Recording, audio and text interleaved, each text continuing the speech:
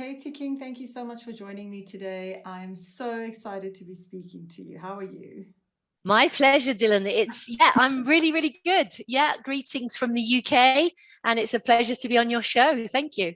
Thank you so much for joining me. I'm really, really excited to unpack what you know about marketing, like to the next level, as well as AI and basically how to take a company and I think unlock its competitive advantage through, like your book says, understanding the data and the numbers. But before we jump into that, maybe if you can just introduce yourself to the audience, please. Of course, yeah. So I'm Katie King. I am from the UK. I have been in marketing for 30 years. I run AI in Business, a consultancy on how you apply AI to your marketing and sales, especially, and also Zoodikers. So I'm a digital marketing specialist, and this is what I live and breathe. And I'm an author of a few books, and I'm sure we'll unpack that a little bit more as the course goes on. Yeah, so you've got a similar setup going to me. So I have a digital agency. I haven't yet written a book. I've started writing it for like about 5 years, and every year I'm like, this year I will do it. So okay, let's just how did you actually finish the book? Because I'm sure you're a very busy lady. The book's hard work. So the first book was published in 2019 and it's been amazing. So, I'd been an expert in AI, in marketing and in digital and innovating and staying ahead. And I approached proactively, and that's a key word for me, is about tenacity and proactivity. I approached a publisher and I had the credentials because I'd been doing quite a lot with the BBC and a year so I think you've got to have something to offer. You've got to have a track record. So I then part-time spent a year really speaking to some of the biggest brands, some of the tech disruptors all over the world. So I featured exciting, interesting companies doing some great work on AI and marketing. And so the book is a collection of case studies. So the book's hard work, but it was really worth the effort. And then I've just finished my second book, literally just finished 85,000 word manuscript, which ended up being 90,000 words. And that will get published probably February 2022. May we know a little bit about that book, what it's about? Definitely. It's similar. It's about AI strategy. So it's AI strategy for your marketing, sales, and CX, your customer experience. Whereas the first one was more practical. How do you use it? What are some of the tools, which I'm sure we'll talk about on this podcast. So the current book is still very current. We're kind of, what we're discussing here is pretty ahead. So the current book is still being translated into other languages and still very much fresh and so on. I just need to be on a journey of continuous learning, which your listeners need to be as well. So I have to keep trying to stay ahead. And I'm 54. I'm 54 and I've been doing this for 30 years. So it isn't about age. You don't hit a certain age and then you're past it. You have to keep shaping your mindset. Just as to kick off, why should marketers and business owners and CEOs care about AI? Yes, good question, Dylan. It's no longer acceptable to ignore it because you will get left behind. That's the truth. And that's me in a very honest, pragmatic way saying to you, if we'd had this conversation last year, the year before, there was time. Whereas now you need big data insights about your existing customers, your potential customers, your other stakeholders, because your competitors have got those. And if you don't have those, you're not being able to offer the same personalized journey, the same ability for your salespeople to convert with, greater, more speedily and with greater accuracy. So that's the main message really, is you can't afford to ignore it anymore. So where do you start? What's the beginning? Where do you start on this journey? Like, what if you're a obviously small, medium, and large, is AI just for the big corporates? How do small companies unlock AI? It's a big question, because obviously you're touching marketing in a very, I don't know if you are touching it in a broad way. I'm assuming you mean marketing at large. And to me, and that's why I think we have to kind of always go back a few steps. To me, marketing is about satisfying, and this is the definition, satisfying customer needs profitably. So marketing is about strategy. It's about helping the organization to have products and services today that meet the current needs of customers, therefore to be competitive, but also to plan ahead and be competitive going forward. And so AI can help you in many, many ways. So it's very accessible to companies of all sizes. If you're talking about, for example, an AI software embedded tool that maybe is helping you with your digital marketing, like Concured or Phrasey.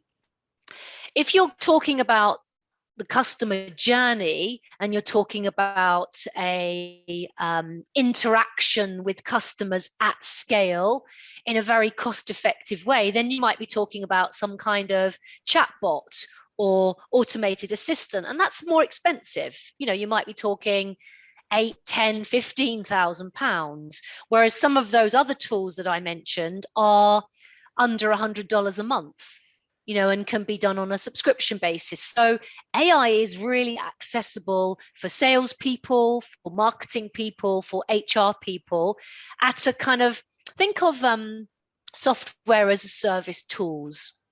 So I'm a small business and I've used an accounting tool, Free Agent, costs me £120 per month. And it's a data analytics tool that syncs up with my bank account and all of that kind of thing. The kind of tools I'm referring to help you do that, what I call the 3 Ds, the dirty, dull, and dangerous.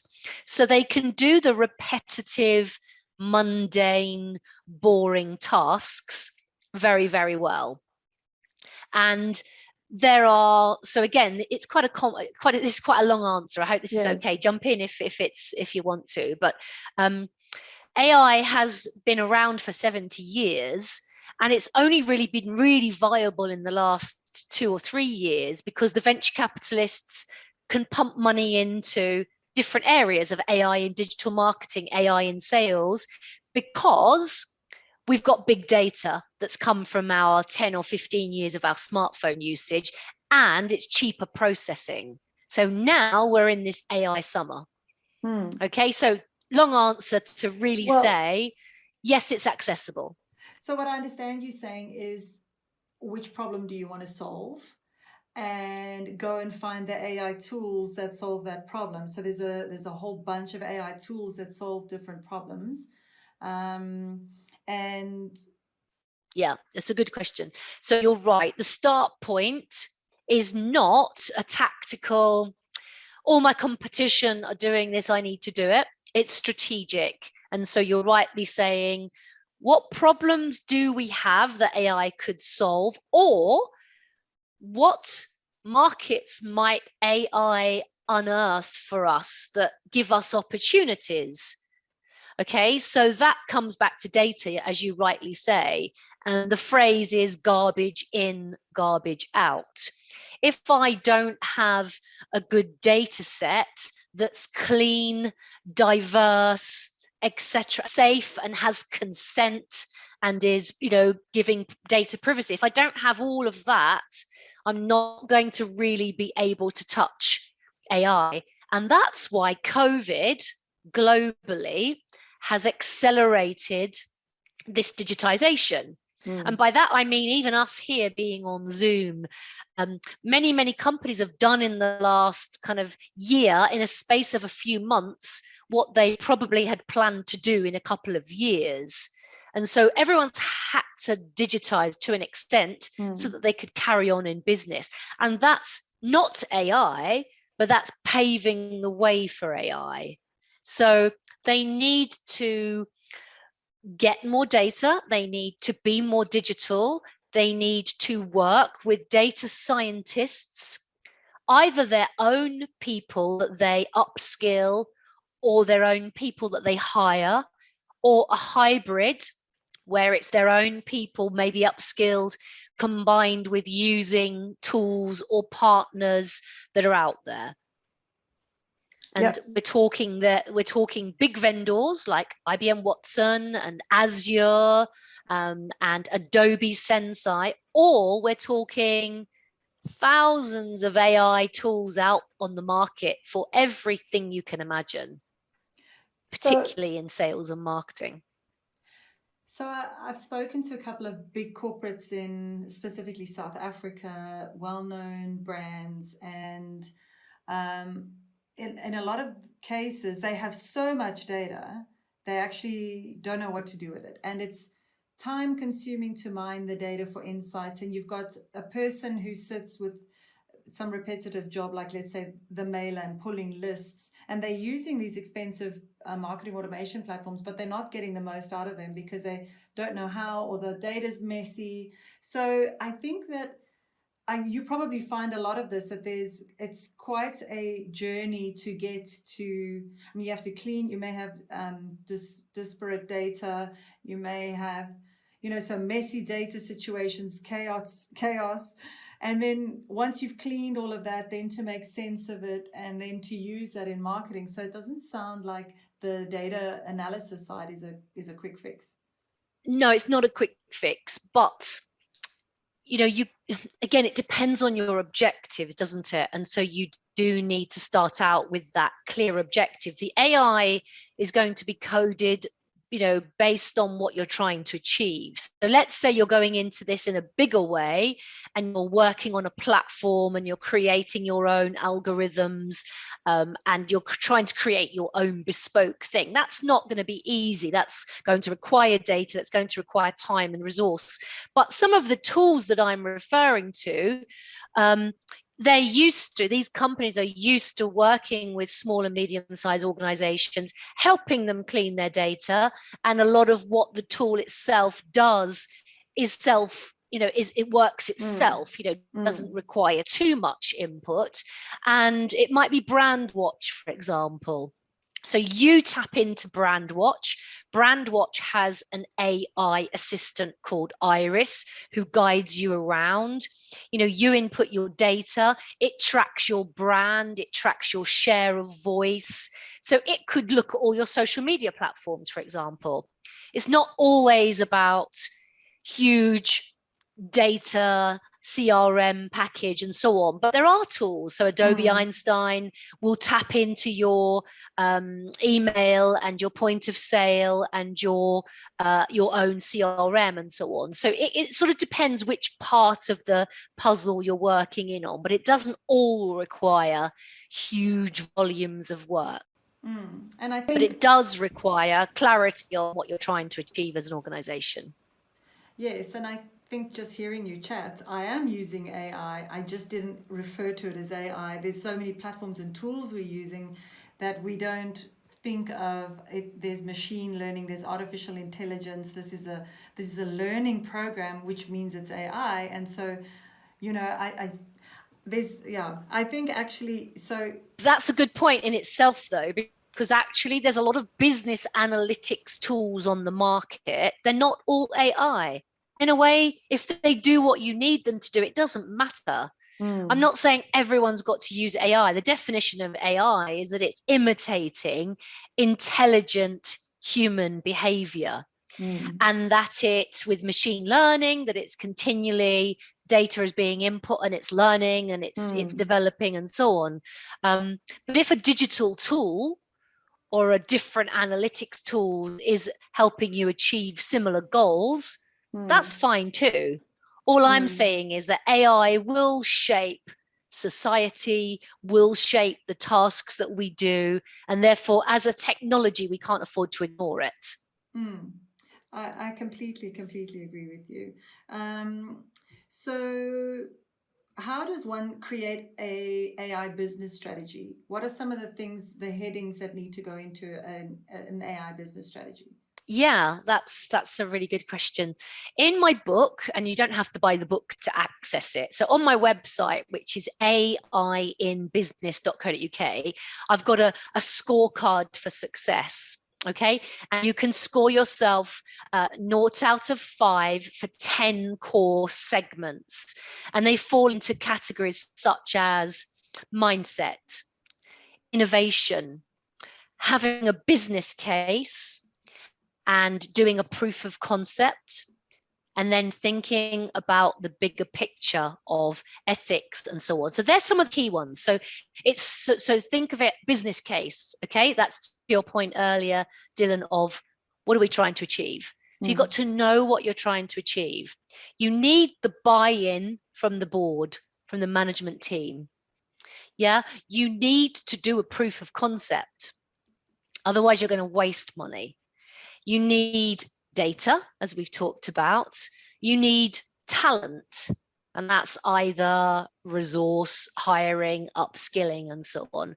And then you need to think about the big picture of ethics, consent, explainability, privacy, and so on, regulation, and many more. So there are 10, and you need a roadmap and so on. But they're the first, they're the ones I would say. So the way I try and break it down is I say to people, AI needs to be on your 1, 2, 3 year business plan, but it should be on your 6-month plan.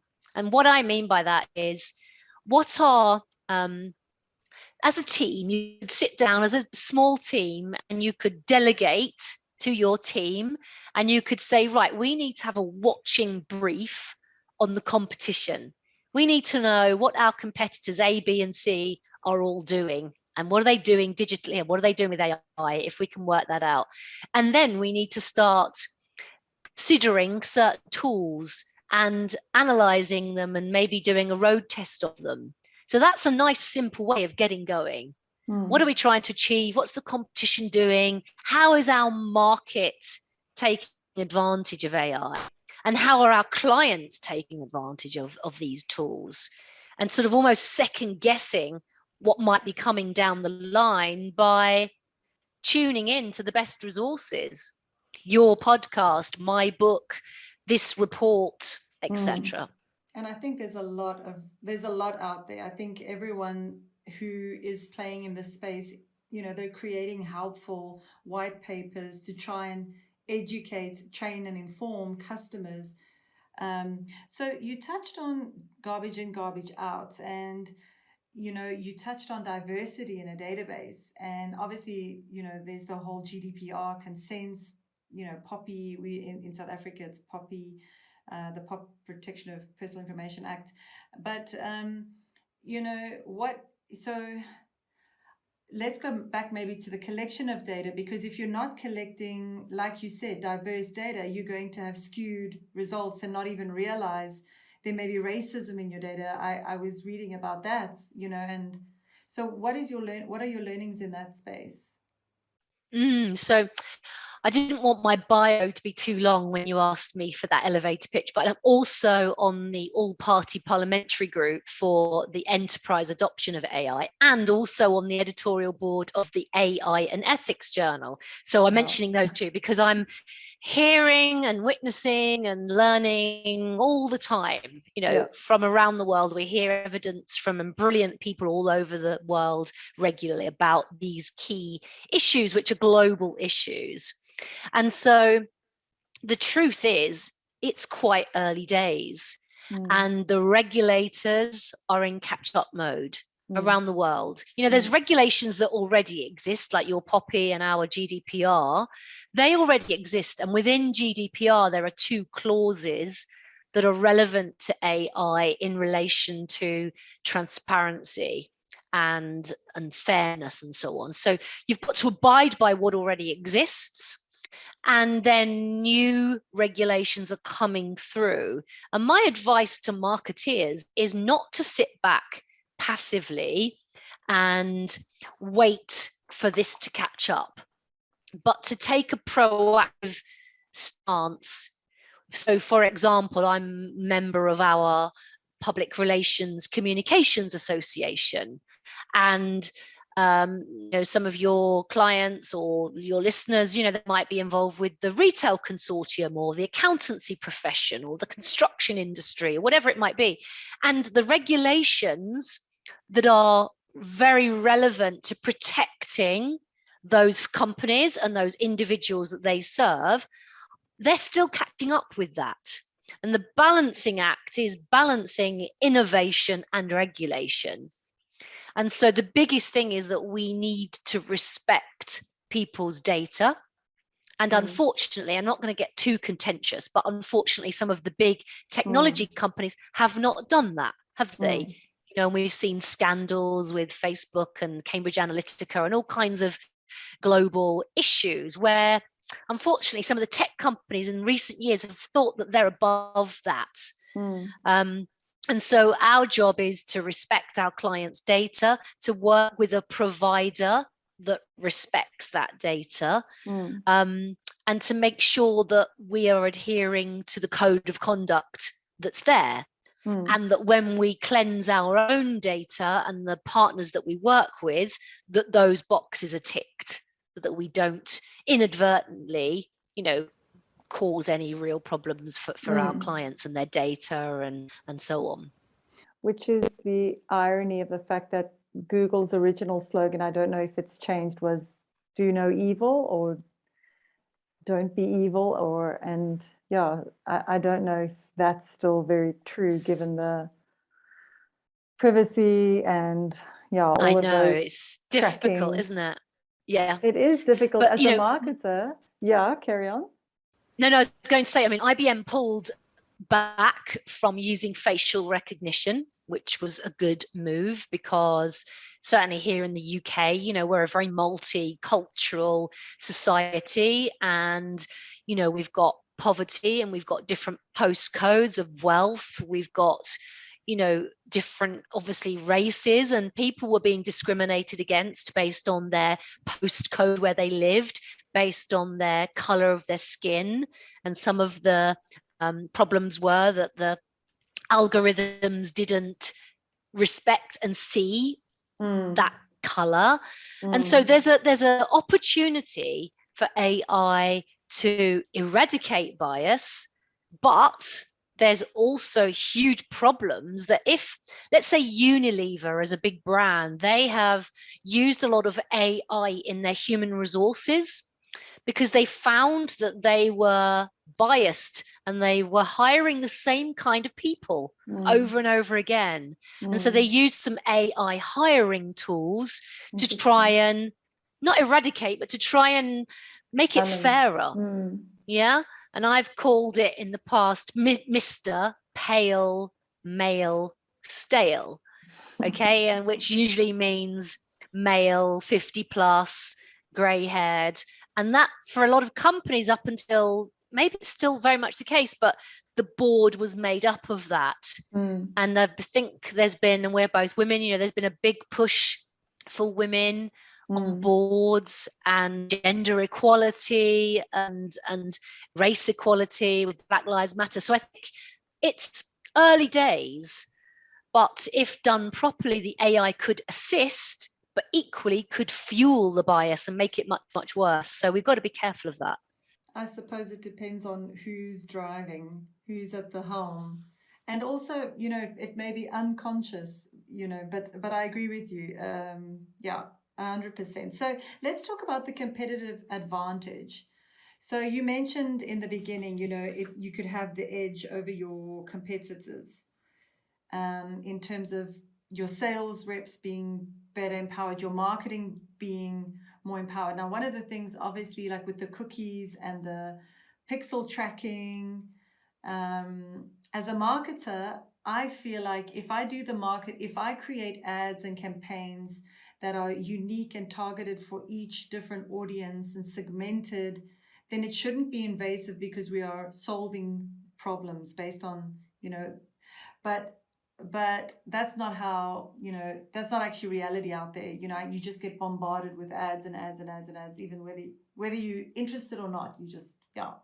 So what are your views on some of that? Yeah, they're good questions. It's about benefit, isn't it? And again, it's a demographic thing. Certainly, I've got two daughters of 22 and 25, and they're happy to give away their data if they get some benefits and so on. I'm happy to give away my data because I'm very digital and I can see some downsides, but I see lots of benefits as well. To your point about marketing, differentiation and benefit and different, and how do I benefit from this? I'd say the paradox, and there's a chapter in my book about this in the first book, the paradox of personalization is the key, really, because the case studies in the book from retailers to banks and others say that paradoxically, the AI might be artificial, but it makes us more human and makes us able to offer customers very targeted marketing and very personalized packages of services or products. And so by having that insight, so an example with TGI Fridays, they would no longer say about me, female 40 to 55. If I give them consent to use my data, they're giving me very personalized offers. And they're saying, Katie comes into our restaurant on a Thursday evening. She loves to order ribs with a star martini, but her husband is vegan.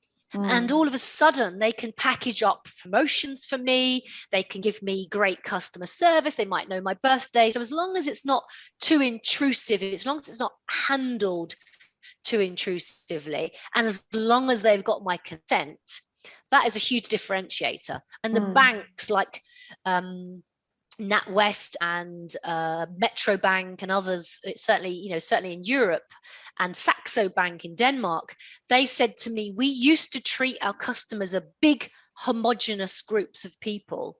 Now we can tailor new services for them and give them sales packages and marketing packages very granular. That's the big differentiator. If you don't do that and your competitor does, you're going to lose market share. I love that. If you think of medical aids and insurance, when you're in your 20s, you're maybe not as sick, COVID removed from the scenario, and you just want dentistry and maybe glasses, and then as you grow older, so tailoring it to your age or, where you are in life makes a lot of sense. But I think, yes. And there are tools. There's people.ai, like I say, there's Concured, there's Conversica. There are tools that can help tell the sales teams where to focus their efforts, because they need to focus on more personas like the ones that have just closed, because they know that when that person comes to the website, they spend more time here, they convert, and we want more of that kind of business. And that level of data insight in sales and marketing is creating more effective conversions and loyalty and so on. And that's the differentiation. I think what it's done for me I'm kind of come from the arts. I came from a background in French and German as my degree, but then I did an MBA and then later did a diploma in marketing. And marketing was always quite soft. We couldn't always measure the effectiveness, but analytics, particularly in the last sort of 10 years and even 5 with digital marketing tools, and now super jump forward with AI, it's scientific, and we can prove, and we can road test and split test and do programmatic, and the AI fueling that SEO and programmatic and making it accessible and affordable is very powerful. Absolutely. So how do you overcome resistance if you're in an organization and you're experiencing resistance to these changes? What would you do if you're the marketing manager and you're trying to introduce this but you're getting blocked? Yeah, great question. S-curve, you show them that companies like Kodak and Blockbusters and Nokia, you show them that if they don't innovate, they go out of business.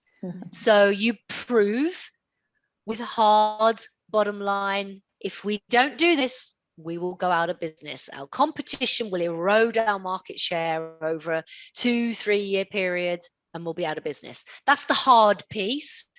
You educate, you educate them, send them on one of my workshops, buy the book, run your own training for them. So it's education. You show them that this isn't scary. You're educating them. This is not big shiny robot come and taking all of our jobs. This is the next level of automation tools, like the last 10 years. So it's not about tomorrow's future artificial general intelligence and HAL and Terminator. So I think actually, about marketing and AI because we've dived into some great questions. People often go, oh, but am I going to lose my job? And is this going to mean there's a big robot strutting around? That's not what we're talking about here. There is that. And there will be job losses, and there will be massive areas of decreasing job demand. If you look at what the World Economic Forum are saying, 85 million jobs will decrease in demand, but 97 million will increase in demand. So there'll be a net gain. There'll be a net gain. And that's in 4 years' time.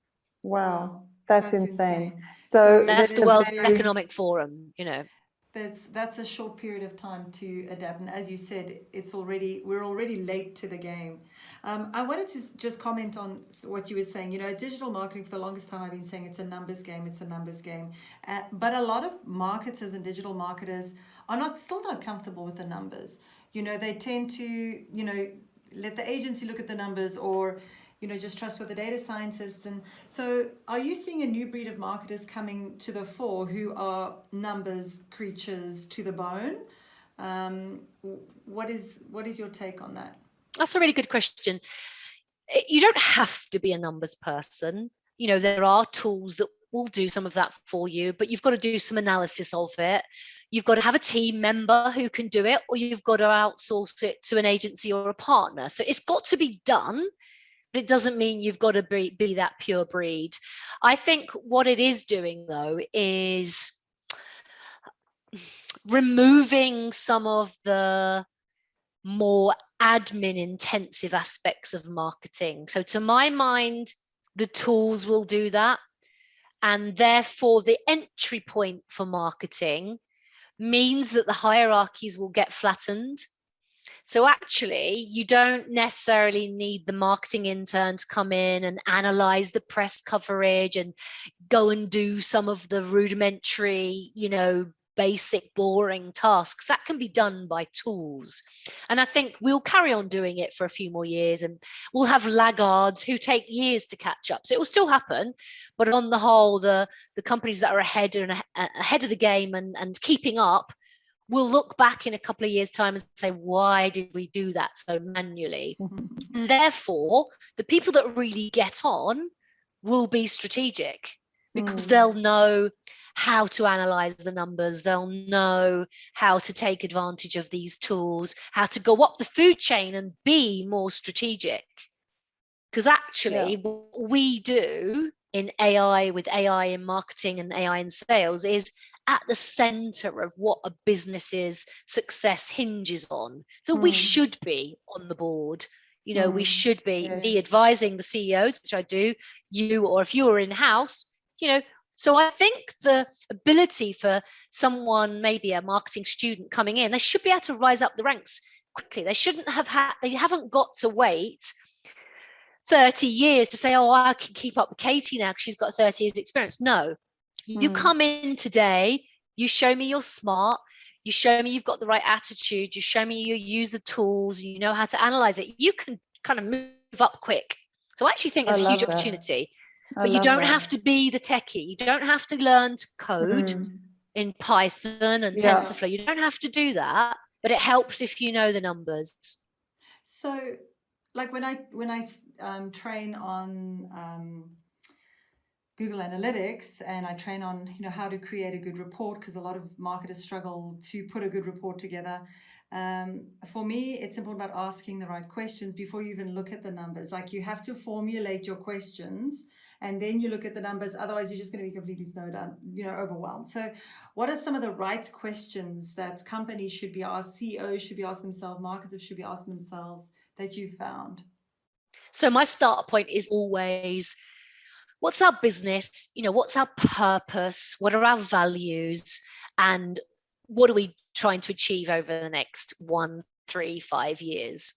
And then we're considering, who are our stakeholders? Who are our existing customers? How can we retain them, cross-sell, upsell? And who are our potential clients? And then we're looking at, where are those people active? Where can we influence them? And then we're saying, which teams, what mix of people, like our own people and tools, man and machine, is going to help us achieve that. So, the marketing strategy falls out of the business strategy. The marketing strategy is about, creating lifetime customer value, and attracting, and therefore we're going to very integrated marketing and sales plan, and the right people. Yeah, part of that is attracting and retaining the right people. So, it's really looking at the job ahead in order to satisfy. It might be an exit on the stock exchange, it might be a trade sale, it might be international growth. What's essential? What are the key performance indicators, and what's going to help us get there cost effectively? But we've got to have a view on the external market. When you do your pest analysis and you're looking at,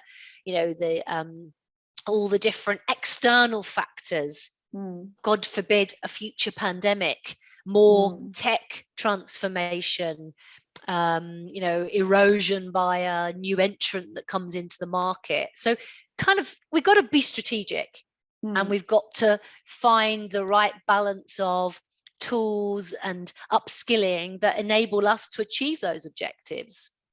I love it. I created this, I love tables, and I created this table called the target market table, which I'll put the link in the description. Yeah, and it's very similar, who your customer, your audience, unpack them, and at the end I've got which channels and where you're going to reach them. And now I'm going to add in a column to say which tools are going to use you, and then your KPIs, which I love. The digital tools as well as AI tools. Let's not blind everybody with pretending that AI is being deployed at scale. It's not. It's still quite early. Think of the Gartner, the Gartner hype cycle, where you have the innovation phase, and then you go up and you have this peak of paranoia and expectation. And then for some people, it falls into the trough of disillusionment. We are not yet out of that and at the plateau of productivity. So financial services and retail are ahead of the game.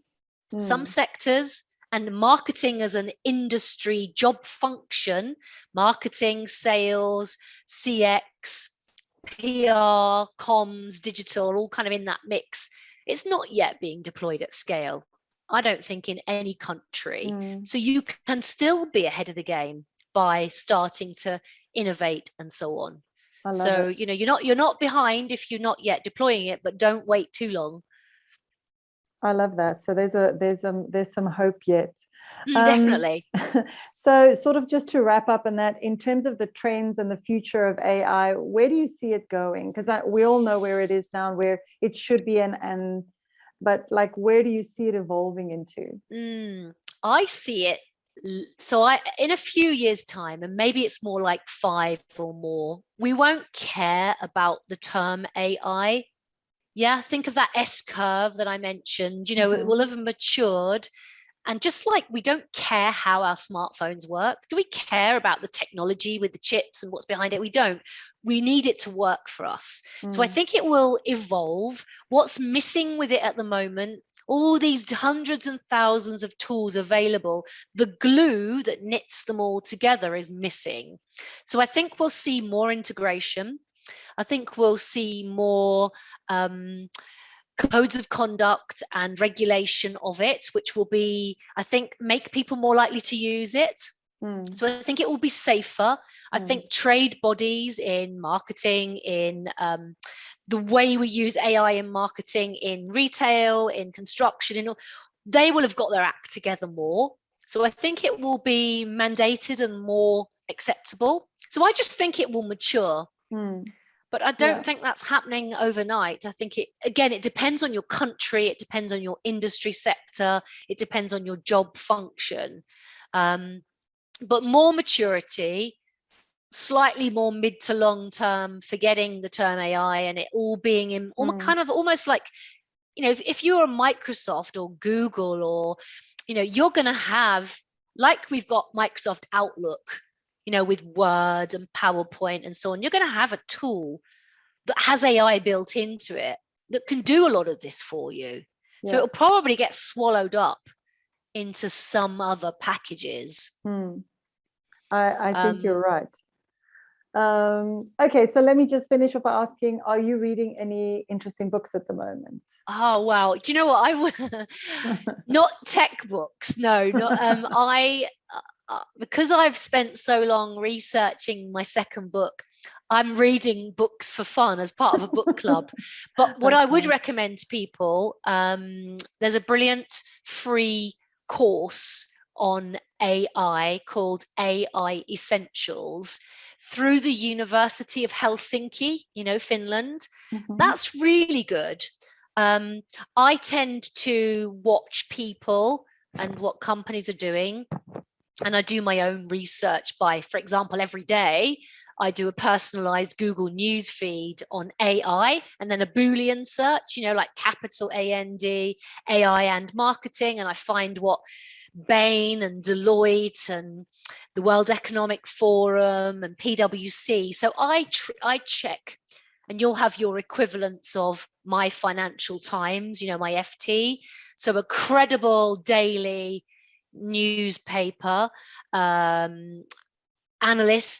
like McKinsey, Gartner. I check what Gartner Cool Vendor Awards are. So Gartner, but let's be realistic. You can pay yourself into these analysts. You pay to be part of it. So that you've got to have a little bit of skepticism, but they are quite thorough. So what's won the Cool Vendor Award from Gartner for AI and marketing? So they're the sort of sources. I check what the World Economic Forum are doing. People like Kay Firth Butterfield. Yeah, but no book. I'm not reading a really good book at the moment because I had to do so much research for my book. So I kind of like, whoa, and I could cite you hundreds of the books that are in that I could pick off one or two for you and we could put it underneath for people post this. But or we can just buy your book and then we don't have to read hundreds of books. Well, that's it. You see, I've had to do all the grunt work and you can just read the highlights at the end of every chapter of the top 10 steps so that you can even not read it and just go to the end of each chapter. Shortcuts. It was fun. I love it, Kate. You've been absolutely amazing. I've learned so much. You've absolutely inspired me, and I hope you've inspired readers and listeners. Oh, thank you. And viewers. And we wish you all the best. Thanks for your time. And to you too. It's been a brilliant interview. Thank you. Thank you.